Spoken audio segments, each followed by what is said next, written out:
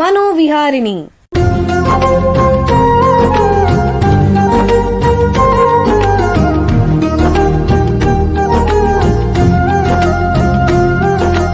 ಬೆಂಗಳೂರಿನ ನಿಮ್ಹಾನ್ಸ್ ವತಿಯಿಂದ ಮಾನಸಿಕ ಆರೋಗ್ಯ ಮತ್ತು ನರವಿಜ್ಞಾನ ಕುರಿತ ಪ್ರಾಯೋಜಿತ ಶಿಕ್ಷಣ ಮಾಲಿಕೆ.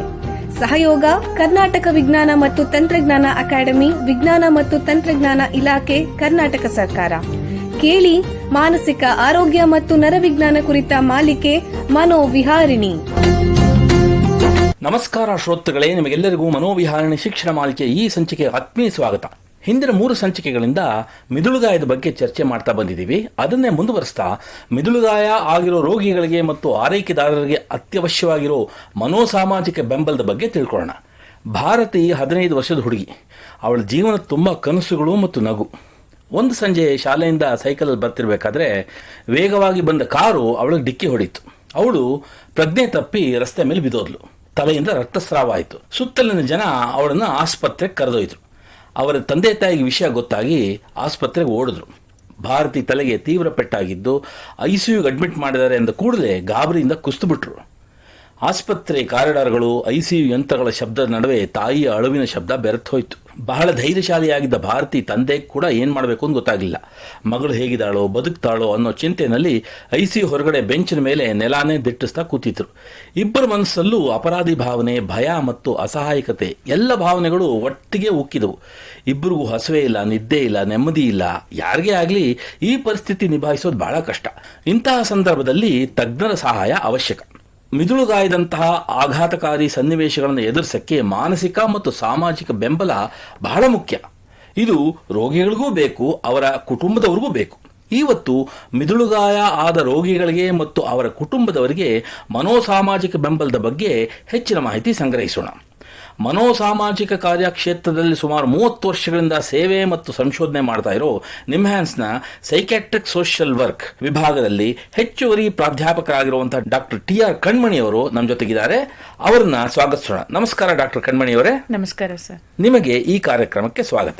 ಡಾಕ್ಟರ್ ಕಣ್ಮಣಿ ಅವರೇ, ನಿಮಗೆ ಮೊದಲನೇ ಪ್ರಶ್ನೆ ಏನು ಅಂತಂದರೆ, ಈ ಮಿದುಳುಗಾಯ ಅಥವಾ ಹೆಡ್ ಇಂಜುರಿ ಆಗಿರುವಂತಹ ರೋಗಿಗಳಿಗೆ ಮತ್ತು ಅವರ ಆರೈಕೆ ಮಾಡೋರ ಮಾನಸಿಕ ಸ್ಥಿತಿ ಯಾವ ತರ ಇರುತ್ತೆ, ದಯವಿಟ್ಟು ತಿಳಿಸಿ. ಈಗ ತಲೆಗೆ ಗಾಯ ಆಗಿರುವ ಪೇಷಂಟ್ ಮತ್ತೆ ಅವ್ರ ಫ್ಯಾಮಿಲಿ ಮೆಂಬರ್ಸ್ಗೆ ಸಾಮಾನ್ಯವಾಗಿ ಏನಾಗತ್ತೆ ಅಂದ್ರೆ ಇದು ದೈಹಿಕವಾಗಿ ಮಾತ್ರ ಅಫೆಕ್ಟ್ ಆಗಲ್ಲ, ಅವ್ರಿಗೆ ಮಾನಸಿಕ ಒತ್ತಡಗಳಾಗತ್ತೆ. ಪೇಷಂಟ್ ಆಗ್ಲಿ ಇಲ್ಲ ಕೇರ್ ಗಿವರ್ ಇವ್ರು ನೋಡ್ಕೊಳ್ಳುವ ಫ್ಯಾಮಿಲಿ ಮೆಂಬರ್ಸ್ ಆಗ್ಲಿ ಡಿಪ್ರೆಷನ್ ಒಳಗಾಗ್ತಾರೆ. ತುಂಬಾ ಟೈಮ್ ಅವ್ರಿಗೆ ಕೊಡ್ಬೇಕಲ್ಲ.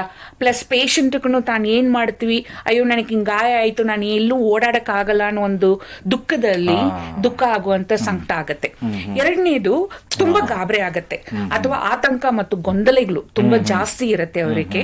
ನಾವು ಏನ್ ಮಾಡ್ತೀವಿ ಗೊತ್ತಾಗಲ್ಲ. ಈಗ ಮೈಲ್ಡ್ ಆಗಿ ಏನಾದ್ರು ತಲೆಗೆ ಪೆಟ್ಟು ಬಿತ್ತಿದ್ರೆ ಅವರು ಸಾಮಾನ್ಯವಾಗಿ ನಾವ್ ಹೆಂಗಿರ್ತೀವೋ ಅದೆಲ್ಲ ಇರುತ್ತೆ, ಯಾವಾಗ್ಲೂ ಒಂದೊಂದ್ ಸಮಯ ಮರು ಇರುತ್ತೆ. ಮಾಡ್ರೇಟ್ ಆಗಿರೋರು ಏನಿರುತ್ತೆ 50-50, ಲೈಕ್ ಮುಂಚೆ ಮಾಡಿದಷ್ಟಕ್ಕೆ ಅವ್ರ ಕೈಯಲ್ಲಿ ಕೆಲಸ ಮಾಡ್ಲಿಕ್ಕೆ ಸ್ವಲ್ಪ ಆಗತ್ತೆ, ಬಟ್ ಇನ್ನೊಂದು 50 ಭಾಗ ಟೋಟಲಿ ಕೇರ್ ಗಿವರ್ ಮೇಲೆ ಡಿಪೆಂಡ್ ಆಗೋಗಿರ್ತಾರೆ. ಸಿವಿಯರ್ ಇರೋರಿಗೆ ತುಂಬಾ ಏನು ಮಾಡಕ್ ಆಗೋದಿಲ್ಲ, ಅವ್ರು totally dependent and family members totally ಅವ್ರು ನೋಡ್ಕೋಬೇಕು, ಮಗುನ ನೋಡ್ಕೊಂಡಿದ್ದಂಗೆ ಇರುತ್ತೆ. ಸೊ ಆವಾಗ ಫ್ಯಾಮಿಲಿ ಮೆಂಬರ್ಸ್ಗೆ ತುಂಬಾ ಸಂಕಟಗಳಿಗೆ ಒಳಗಾಗ್ತಾರೆ. ಆಮೇಲೆ ಇನ್ನೊಂದು ಏನಾಗತ್ತೆ ಅಂದ್ರೆ ಕಾಗ್ನಿಟಿವ್ ಇಂಪೈರ್ಮೆಂಟ್ಸ್ ಅವ್ರಿಗೆ ಆಗತ್ತೆ. ಆಕ್ಸಿಡೆಂಟ್ ಆಗಿದ ಮೇಲೆ ಒಂದು ಎಕ್ಸಿಕ್ಯೂಟಿವ್ ಫಂಕ್ಷನಿಂಗ್ ಹೇಳ್ತೀವಿ, ಆಮೇಲೆ ನಮ್ಮ ಜ್ಞಾಪಕ ಶಕ್ತಿ ಹೇಳ್ತೀವಿ, ಆಮೇಲೆ ಬುದ್ಧಿ ಇರುತ್ತೆ. ಹೆಡ್ ಇಂಜುರಿ ಯಾವ ರೀತಿನಲ್ಲಿ ಯಾವ ಕಡೆ ಅವ್ರು ಬಿತ್ತರೋ ಆ ಭಾಗ ಅಫೆಕ್ಟ್ ಆಗೋಗುತ್ತೆ. ಸೊ ಅಲ್ಲಿ ಅಫೆಕ್ಟ್ ಆದಾಗ ಅವ್ರು ಹೇಗೆ ಆಕ್ಸಿಡೆಂಟ್ ಆಗಕ್ ಮುಂಚೆ ಇದ್ರೋ ಆ ತರ 100% ಆಗಲ್ಲ. ಸೊ ಫ್ಯಾಮಿಲಿ ಮೆಂಬರ್ಸ್ ಇರ್ಲೇಬೇಕಾಗತ್ತೆ. ಸೊ ಇಷ್ಟೆಲ್ಲ ಪರಿಣಾಮ ಬಂದು ಬೀಳುವಂತ ಸಾಧ್ಯತೆ ಜಾಸ್ತಿ ಇರುತ್ತೆ. ಇಂತಹ ಸಂದರ್ಭದಲ್ಲಿ ಅವ್ರಿಗೆ ಯಾವ ರೀತಿ ಬೆಂಬಲ ಸಪೋರ್ಟ್ ಕೊಡಬಹುದು? ನಾವು 4 ರೀತಿಯಾಗಿ ಈ ತೊಂದರೆಗಳನ್ನ ನೋಡ್ತೀವಿ. ಒಂದು ಕೌನ್ಸಿಲಿಂಗ್ ಅಂದ್ರೆ ಏನ್ ಮಾಡ್ತೀವಿ, ಫಸ್ಟ್ ಪೇಷಂಟ್ ಫ್ಯಾಮಿಲಿ ಮೆಂಬರ್ಸ್ ಬಂದಾಗ ಅವ್ರು ಯಾರ ಹತ್ರನು ಹೇಳ್ಕೊಳ್ಳೋ ಅಷ್ಟಕ್ಕೆ ಅಥವಾ ಅವ್ರ ತೊಂದ್ರೆನ ಕೇಳಿಸ್ಕೊಳ್ಳೋ ಅಷ್ಟಕ್ಕೆ ಅವ್ರ ಫ್ರೆಂಡ್ಸ್ ಆಗ್ಲಿ ಅಥವಾ ಅವ್ರ ರಿಲೇಟಿವ್ಸ್ ಆಗ್ಲಿ ಅವ್ರಿಗೆ ಅರ್ಥ ಆಗೋದಿಲ್ಲ. ಬಟ್ ನಾವು ಏನ್ ಮಾಡ್ತೀವಿ, ಪ್ರೊಫೆಷನಲಿ ಇದರಲ್ಲಿ ಓದಿ ಇರ್ತೀವಿ, ಇದರಲ್ಲಿ ತುಂಬಾ ವರ್ಷದಿನಲ್ಲಿಂದ ಕೆಲಸ ಮಾಡೋದ್ನಲ್ಲಿಂದು ಪೇಷಂಟ್ ಬಂದಿದ ಕೂಡಲೇ ಪೇಷಂಟ್ ಕರಿತೀವಿ, ಕೇರ್ ಗಿವರ್ನು ನಾವು ಪೇಷಂಟ್ ಅನ್ನೇ ಕರೆಯೋದು. ಸೊ ಅವ್ರು ಬಂದಿದ ಕೂಡಲೇ ಅವ್ರ ಮನಸ್ಸಲ್ಲಿ ಏನಿದೆಯೋ ಅಷ್ಟು ಅವ್ರು ಮಾತಾಡ್ಲಿ ಅಂತ ಬಿಟ್ಬಿಡ್ತೀವಿ. ಸೊ ಅದಕ್ಕೆ ನಾವು ವೆಂಟಿಲೇಷನ್ ಒಂದು ಪದ ಯೂಸ್ ಮಾಡ್ತೀವಿ. ಸೊ ಅವ್ರೆಲ್ಲ ಹೇಳಿದ ಮೇಲೆ ಅವ್ರು ಹೇಳಿದ್ನಲ್ಲಿ ಮುಖ್ಯವಾದ ತೊಂದರೆ ಏನಿದೆ ಗುರ್ತಿಡಿದು ಅದಕ್ಕೆ ನಾವು ಕೌನ್ಸಿಲಿಂಗ್ ಕೊಡ್ತೀವಿ. ಸೊ ಇದು ಒಂದು. ಎರಡನೇದು ಏನ್ ಮಾಡ್ತೀವಿ, ಸಪೋರ್ಟ್ ಗ್ರೂಪ್ ಕರಿತೀವಿ. ಈ ಸಪೋರ್ಟ್ ಗ್ರೂಪ್ ಅಂದ್ರೆ ಏನು ಅಂದ್ರೆ, ಈಗ ಇದೇ ತರ ತೊಂದರೆ ಇರುವ ಪೇಷಂಟ್ ಮತ್ತು ಅವರು ಒಂದು ಕೇರ್ ಗಿವರ್ ಯಾರು ಮುಖ್ಯವಾಗಿ ಅವ್ರ ಜೊತೆನೆ ಇರ್ತಾರೋ ಅವರು ಬರ್ತಾರೆ. ಸೊ ಒಂದು ಗುಂಪಲ್ಲಿ 8 to 15 ಜನ ಇರ್ತಾರೆ ಒಂದು ಗುಂಪಲ್ಲಿ. ಸೊ ಈ ಗುಂಪಲ್ಲಿ ಒಬ್ಬೊಬ್ರು ಅವ್ರು ಏನೇನು ಪ್ರಾಬ್ಲಮ್ ಅನುಭವಿಸ್ತಾ ಇದ್ದಾರೆ, ಆಮೇಲೆ ಕೆಲವರು ಹೇಗೆ ಅದು ಪ್ರಾಬ್ಲಮ್ ನಲ್ಲಿಂದ ಹೊರಗೆ ಬಂದ್ರು ಕೂಡ ಅವ್ರು ಹೇಳ್ತಾರೆ. ಸೊ ಅವಾಗ ಏನಾಗತ್ತೆ, ಯಾರು ತುಂಬಾ ಸಂಕಟದಲ್ಲಿ ಇದ್ದಾರೋ ಇಲ್ಲ ಹೊಸಬ್ರು ಅಂದ್ರೆ ಆಕ್ಸಿಡೆಂಟ್ ಆಗಿ ಜಸ್ಟ್ 6 months ಆಗಿರತ್ತೆ, ಅವರು 1 year ನಲ್ಲಿ ಆಗಿರ್ತಾರಲ್ಲ, ಅವರು ಕೊಡುವ ಒಂದು ಸಜೆಷನ್ ನಲ್ಲಿ ಇವ್ರಿಗೆ ಅದು ನಾನು ಹಿಂಗ್ ಈ ತರ ನನ್ನ ಪ್ರಾಬ್ಲಮ್ ನಾನು ನೋಡ್ಕೊಂಡ್ರೆ ಈ ತರ ನಾನು ಹೊರಗೆ ಬರ್ಬೋದು ಅನ್ನೋ ಒಂದು ಸಪೋರ್ಟ್ ಅವ್ರಿಗೆ ಸಿಕ್ಕತ್ತೆ. ಸೊ ಆಮೇಲೆ ಮೂರನೇದು ನಾವು ಹೇಳ್ತೀವಿ ಸ್ಟ್ರೆಸ್ ಮ್ಯಾನೇಜ್ಮೆಂಟ್ ಅನ್ನು ಕರಿತೀವಿ. ಸೊ ಅದು ನಾವು ನೋಡ್ತೀವಿ. ಸೊ ಸ್ಟ್ರೆಸ್ ಎಲ್ಲಿ ಆಗಿದೆ, ಆ ಮೇನ್ ಸ್ಟ್ರೆಸ್ ಕಾರಣ ಏನು ಹೇಳಿ ಅದು ಸುತ್ತಲೂ ಏನ್ ಪ್ರಾಬ್ಲಮ್ ಇದೆ ನೋಡ್ತೀವಿ. ಸೊ ಸುತ್ತಲೂ ಇರುವ ಪ್ರಾಬ್ಲಮ್ ಎಲ್ಲ ಸಾಲ್ವ್ ಮಾಡ್ಕೊಂಡು ಮಧ್ಯ ಪ್ರಾಬ್ಲಮ್ ನ ತಗೊಳ್ತೀವಿ. ಆಯ್ತಾ? ಸೊ ಅವಾಗ ಏನಾಗತ್ತೆ, ಈ ಮಧ್ಯದಲ್ಲಿ ಏನ್ ಪ್ರಾಬ್ಲಮ್ ಇದೇನೇ ಗೊತ್ತಿಲ್ಲದಂಗೆ ಸುತ್ತಲೂ ಇರುವ ಪ್ರಾಬ್ಲಮ್ ನಲ್ಲಿ ಸಿಕ್ಕಾಕೊಂಡಿರ್ತಾರೆ. ಸೊ ಅದನ್ನ ನಾವು ಸ್ಟ್ರೆಸ್ ಮ್ಯಾನೇಜ್ಮೆಂಟ್ ಅನ್ನು ಕರಿತೀವಿ. ಮತ್ತೆ ಇನ್ನೊಂದು, ಈ ಕಾಯಿಲೆ ಬಗ್ಗೆನೇ ಅವ್ರಿಗೆ ಅರಿವಿರಲ್ಲ. ಹೇಗ ಆಯ್ತು, ನಾನು ಹೇಳಿದೆ ಅಲ್ಲ ಮುಂಚೆನೆ ಬ್ರೈನ್ ರಿಲೇಟೆಡ್ ಹೇಗಾಗುತ್ತೆ. ಸೊ ಅದನ್ನ ಅರಿವು ಮುಟ್ಟುವಷ್ಟಕ್ಕೆ ಚಿತ್ರ ಬರೆದು ತೋರಿಸಿ ಏನೇನ್ ತೊಂದರೆ ಆಗುತ್ತೆ ಅವ್ರಿಗೆ ಹೇಳ್ಕೊಡ್ತೀವಿ ಸರ್. ಬಹಳ ಉಪಯುಕ್ತ ಮಾಹಿತಿ ನೀಡಿದಿರಾ. ಈಗ ಒಂದು ಸಣ್ಣ ವಿರಾಮ ತಗೊಳ್ಳೋಣ. ನಂತರ ಮಿದುಳುಗಾಯ ಆಗಿರುವಂತಹ ರೋಗಿಗಳಲ್ಲಿ ಯಾವ ರೀತಿ ಮನೋಸಾಮಾಜಿಕ ಬೆಂಬಲ ಅಥವಾ ಸೈಕೋಸೋಷಿಯಲ್ ಸಪೋರ್ಟ್ ಕೊಡಬಹುದು ಅನ್ನೋದ್ರ ಬಗ್ಗೆ ಚರ್ಚೆನ ಮುಂದುವರಿಸೋಣ. ಬೆಂಗಳೂರಿನ ನಿಮ್ಹಾನ್ಸ್ ಮಾನಸಿಕ ಆರೋಗ್ಯ ಮತ್ತು ನರವಿಜ್ಞಾನ ಕ್ಷೇತ್ರದಲ್ಲಿ ಹೆಸರುವಾಸಿ. ಶ್ರೇಷ್ಠ ಗುಣಮಟ್ಟದ ಔಷಧೋಪಚಾರ, ಸಂಶೋಧನೆ ಮತ್ತು ತರಬೇತಿ ಇವೇ ನಿಮ್ಹಾನ್ಸ್ನ ಪ್ರಮುಖ ಧ್ಯೇಯಗಳು. ದೇಶದ ವಿವಿಧ ಭಾಗಗಳಿಂದ ಬರುವ ಲಕ್ಷಾಂತರ ಜನರಿಗೆ ಚಿಕಿತ್ಸೆ ನೀಡುವ ನಿಮ್ಹಾನ್ಸ್ಗೆ ರಾಷ್ಟ್ರೀಯ ಪ್ರಾಮುಖ್ಯತಾ ಸಂಸ್ಥೆ ಎಂಬ ಗೌರವ. ಚಿಕಿತ್ಸೆ ಮತ್ತು ವೈದ್ಯಕೀಯ ಸೇವೆಗಳ ಜೊತೆಯಲ್ಲಿ ನರರೋಗ ಮತ್ತು ಮನೋವೈದ್ಯಕೀಯ ಪುನರ್ವಸತಿ ಸೇವೆಗಳು, ಸಮುದಾಯ ಮಟ್ಟದ ಆರೋಗ್ಯ ಕಾರ್ಯಕ್ರಮಗಳನ್ನು ನಡೆಸುವುದು ಹಾಗೂ ಜನಜಾಗೃತಿ ಮೂಡಿಸುವ ಕೆಲಸಗಳಲ್ಲಿ ಸಕ್ರಿಯವಾಗಿದೆ ನಿಮ್ಹಾನ್ಸ್.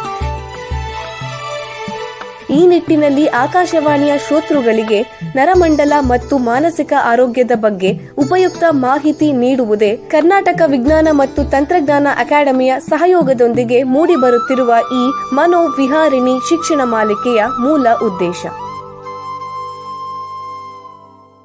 ವಿರಾಮದ ನಂತರ ಮನೋವಿಹಾರಿಣಿಯ ಈ ಸಂಚಿಕೆಗೆ ನಿಮಗೆಲ್ಲರಿಗೂ ಮತ್ತೊಮ್ಮೆ ಸ್ವಾಗತ. ವಿರಾಮಕ್ಕೆ ಮುಂಚೆ ಮಿದುಳುಗಾಯದ ರೋಗಿಗಳಿಗೆ ಮತ್ತು ಅವರ ಆರೈಕೆದಾರರಿಗೆ ಮನೋಸಾಮಾಜಿಕ ಬೆಂಬಲ ಅಂದರೆ ಸೈಕೋಸೋಷಿಯಲ್ ಸಪೋರ್ಟ್ ಬಗ್ಗೆ ನಿಮ್ಹಾನ್ಸ್ನ ತಜ್ಞರಾದ ಡಾಕ್ಟರ್ ಕಣ್ಮಣಿಯವರ ಹತ್ರ ಮಾತಾಡ್ತಾ ಇದ್ವಿ. ಈಗ ಆ ಚರ್ಚೆನ ಮುಂದುವರಿಸೋಣ. ಡಾಕ್ಟ್ರೇ, ಈ ರೀತಿ ಸೈಕೋಸೋಷಿಯಲ್ ಸಪೋರ್ಟ್ ಅನ್ನೋದನ್ನ ಮೆದುಳುಗಾಯ ಆಗಿರೋ ರೋಗಿಗಳಿಗೆ ಅದು ಯಾರು ಕೊಡಬಹುದು? ಇದು ಎಲ್ಲರೂ ಕೊಡ್ಲಿಕ್ಕೆ ಆಗೋದಿಲ್ಲ. ಈಗ ನಮ್ಮ ನಿಮ್ಹಾನ್ಸಲ್ಲಿ ನೀವು ತಗೊಂಡ್ರೆ ಮಲ್ಟಿ ಡಿಸಿಪ್ಲಿನರಿ ಅಪ್ರೋಚ್ ಒಂದು ಮಾಡ್ತೀವಿ. ಅದರಲ್ಲಿ ಸರ್ಜನ್ ಇರ್ತಾರೆ, ನಮ್ಮಂತ ಸೈಕಾಟ್ರಿಕ್ ಸೋಷಿಯಲ್ ವರ್ಕರ್ಸ್ ಇರ್ತಾರೆ, ಆಮೇಲೆ ಸೈಕಾಲಜಿಸ್ಟ್ ಇರ್ತಾರೆ, ಫಿಸಿಯೋಥೆರಪಿಸ್ಟ್ ಇರ್ತಾರೆ, ಆಕ್ಯುಪೇಷನಲ್ ಥೆರಪಿಸ್ಟ್ ಇರ್ತಾರೆ, ಫಿಸಿಯಾಟ್ರಿಸ್ಟ್ ಇರ್ತಾರೆ. ಎಲ್ಲಾರು ಮಾಸ್ಟರ್ಸ್ ಡಿಗ್ರಿ ಆಗಿದ ಮೇಲೆ ಸೂಪರ್ ಸ್ಪೆಷಾಲಿಟಿನ್ ಕರೀತಾರೆ.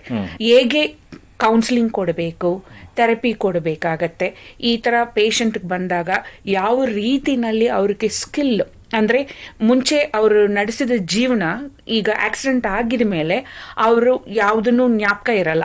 ಅದೇ ತರ ಫ್ಯಾಮಿಲಿ ಮೆಂಬರ್ಸು ಇಷ್ಟು ದಿವಸ ಅವ್ರು ಸಂಪಾದನೆ ಮಾಡಿದ್ದು ಅಥವಾ ಇವರು ಸಂಪಾದನೆ ಮಾಡಿ ಜೀವನ ಚೆನ್ನಾಗಿ ಹೋಗ್ತಾ ಇರತ್ತೆ, ಸಡನ್ ಆಗಿ ಫ್ಯಾಮಿಲಿನಲ್ಲಿ ಒತ್ತಡ ಆಗತ್ತೆ.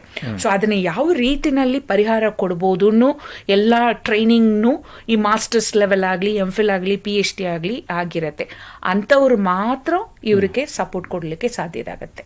ವಿಶೇಷವಾಗಿ ಮಿದುಳುಗಾಯ ಆಗಿರೋ ರೋಗಿಗಳಿಗೇನೆ ಯಾವ ರೀತಿ ಮನೋಸಾಮಾಜಿಕ ಬೆಂಬಲ ಬೇಕಾಗ್ಬೋದು, ದಯವಿಟ್ಟು ತಿಳಿಸಿ. ನಾನು ಆಲ್ರೆಡಿ ಹೇಳಿದ ಪ್ರಕಾರ ಸರ್, ಅವ್ರಿಗೆ ಮಾನಸಿಕವಾಗಿ ಡಿಪ್ರೆಷನ್ ಆಗುತ್ತೆ, ಆಮೇಲೆ ಆಂಗ್ಸೈಟಿ ಆಗತ್ತೆ. ವೆರಿ ಇಂಪಾರ್ಟೆಂಟ್ ಕಾಂಪೊನೆಂಟ್ ನಾವೆಲ್ಲರೂ ಮರ್ತೋಗೋದು ಬರ್ನ್ಔಟ್ ಅಂತ ಕರಿತೀವಿ.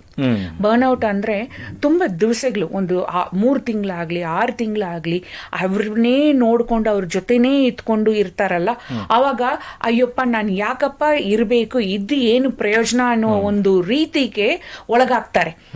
ಅಂದ್ರೆ ಅದನ್ನ ನಾನು ಸೂಸೈಡ್ ಅನ್ ಕರೆಯಲ್ಲ, ಬಟ್ ಬರ್ನ್ಔಟ್ ನಾವು ಕರಿತೀವಿ.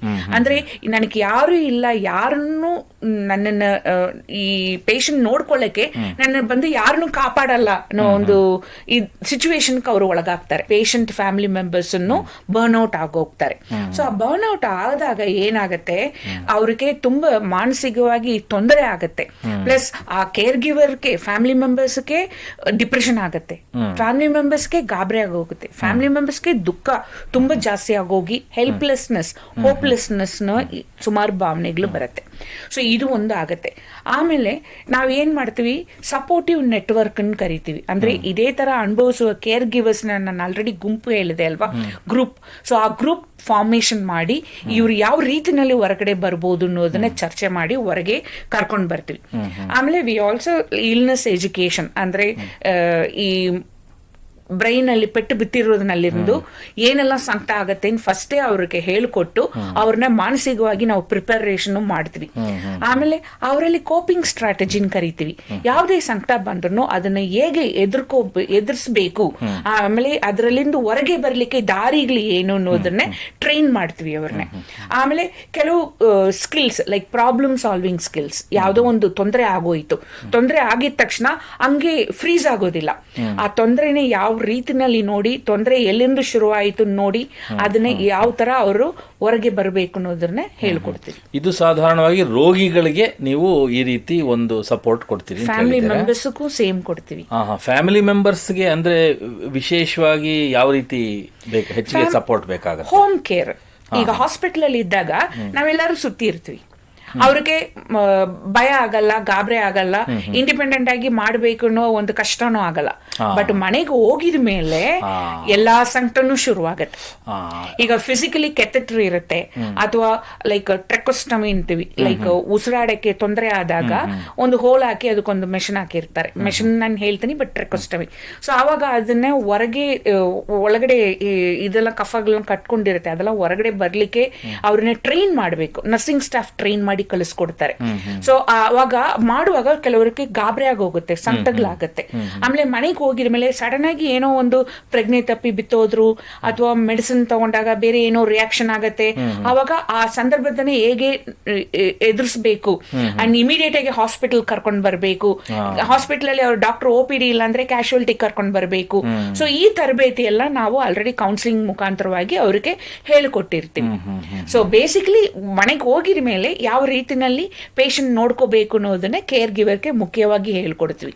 ಆಮೇಲೆ ಬಿಹೇವಿಯರಲ್ ತೊಂದರೆ ಏನಾದ್ರು ಆದ್ರೆ, ಕೋಪ ಎಲ್ಲ ಹೇಳಿದ್ನಿ ಆಲ್ರೆಡಿ. ಸೊ ಅದರಲ್ಲಿ ತೊಂದರೆ ಆದಾಗ ಯಾವ ರೀತಿನಲ್ಲಿ ಅವರು ಅದನ್ನ ನೋಡ್ಕೋಬಹುದು ಅನ್ನೋದನ್ನ ಹೇಳ್ಕೊಟ್ಟಿರ್ತೀವಿ. ಹಂಗಾಗ್ಲಿಲ್ವಾ ಇಮಿಡಿಯೇಟ್ ಆಗಿ ನಮ್ಮನ್ನೇ ಯಾವಾಗ ಬಂದು ಭೇಟಿ ಆಗ್ಬೋದು. ಕ್ಯಾಶುಯಾಲಿಟಿ ಹೇಳಿದೀನಿ. ಸಮ್ ಟೈಮ್ಸ್ ಪೇಷಂಟ್ ಫ್ಯಾಮಿಲಿ ಮೆಂಬರ್ಸ್ಗೆ ಅವಶ್ಯಕತೆ ಆದ್ರೆ CUG ಇದೆ ನಮ್ಮಲ್ಲಿ ನಂಬರ್, ಅದಕ್ಕೆ ಕೊಟ್ಟು ಅಥವಾ ಟೆಕ್ಸ್ಟ್ ಮಾಡಿ ಹೇಳಿರ್ತೀವಿ. ಟೆಕ್ಸ್ಟ್ ಮಾಡಿದಾಗ ನಾವು ಅದನ್ನ ಮಾರನೇ ದಿವಸನೋ ಇಲ್ಲ ಇಮಿಡಿಯೇಟ್ ಕ್ರೈಸಿಸ್ ಕರಿತೀವಿ. ಆ ತರ ಕ್ರೈಸಿಸ್ ಇದ್ರೆ ಇಮಿಡಿಯೇಟ್ ಆಗಿ ಹಾಸ್ಪಿಟಲ್ ಕರ್ಕೊಂಡು ಬನ್ನಿ ಅಂತ ಹೇಳ್ತೀವಿ. ಬಹಳ ಉಪಯುಕ್ತ ಮಾಹಿತಿ ನೀಡಿದಿರಾ. ನೋಡಿ, ನಿಮ್ಮ ಜೊತೆ ಮಾತಾಡ್ತಾ ಕಾಲ ಕಳೆದಿದ್ದೇ ಗೊತ್ತಾಗಲಿಲ್ಲ. ಇಲ್ಲಿಗೆ ಈ ಸಂಚಿಕೆ ಮುಗಿಸುವಂಥ ಸಮಯ ಆಗ್ತಾ ಇದೆ. ಡಾಕ್ಟರ್ ಕಣ್ಮಣಿ ಅವರೇ, ಎಲ್ಲ ಕೇಳುಗರಿಗೆ ಮಿದುಳುಗಾಯದ ರೋಗಿಗಳಲ್ಲಿ ಯಾವ ರೀತಿ ಮನೋಸಾಮಾಜಿಕ ಬೆಂಬಲ ಕೊಡ್ಬೋದು, ಅದರ ಉಪಯುಕ್ತತೆ ಏನು ಅನ್ನೋದ್ರ ಬಗ್ಗೆ ಮಾಹಿತಿ ನೀಡಿದಿರಾ. ನಿಮಗೆ ಎಲ್ಲರ ಪರವಾಗಿ ಧನ್ಯವಾದಗಳು. ಶ್ರೋತೃಗಳೇ, ಮಾನಸಿಕ ಆರೋಗ್ಯ ಮತ್ತು ನರವಿಜ್ಞಾನದ ಬಗ್ಗೆ ಇನ್ನೂ ಹೆಚ್ಚಿನ ಮಾಹಿತಿಯೊಂದಿಗೆ ಮನೋವಿಹಾರಣೆಯ ಮುಂದಿನ ಸಂಚಿಕೆಯಲ್ಲಿ ಭೇಟಿಯಾಗೋಣ. ನಮಸ್ಕಾರ. ಇಲ್ಲಿಯವರೆಗೆ ಬೆಂಗಳೂರಿನ ನಿಮ್ಹಾನ್ಸ್ ವತಿಯಿಂದ ಮಾನಸಿಕ ಆರೋಗ್ಯ ಮತ್ತು ನರವಿಜ್ಞಾನ ಕುರಿತ ಪ್ರಾಯೋಜಿತ ಶಿಕ್ಷಣ ಮಾಲಿಕೆ ಮನೋವಿಹಾರಿಣಿ ಕೇಳಿದಿರಿ. ಸಹಯೋಗ ಕರ್ನಾಟಕ ವಿಜ್ಞಾನ ಮತ್ತು ತಂತ್ರಜ್ಞಾನ ಅಕಾಡೆಮಿ, ವಿಜ್ಞಾನ ಮತ್ತು ತಂತ್ರಜ್ಞಾನ ಇಲಾಖೆ, ಕರ್ನಾಟಕ ಸರ್ಕಾರ. ನೆರವು ಮಾನಸಿಕ ಆರೋಗ್ಯ ಶಿಕ್ಷಣ ವಿಭಾಗ, ನಿಮ್ಹಾನ್ಸ್ ಹಾಗೂ ನಿವೇದಿತಾ BS, ನಿಮ್ಹಾನ್ಸ್. ಸಂಗೀತ ಸಂಯೋಜನೆ ಕೆ. ಕಲ್ಯಾಣ್.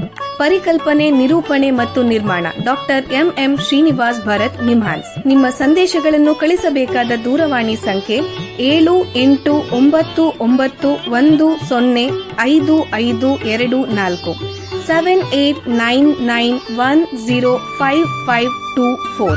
ವಾಟ್ಸ್ಆಪ್ ಸಂದೇಶಗಳು ಮಾತ್ರ. ಈ ಕಾರ್ಯಕ್ರಮದ ಮುಂದಿನ ಸಂಚಿಕೆ ಮುಂದಿನ ವಾರ ಇದೇ ಸಮಯಕ್ಕೆ ಮನೋವಿಹಾರಿಣಿ ಮಾಲಿಕೆಯಲ್ಲಿ.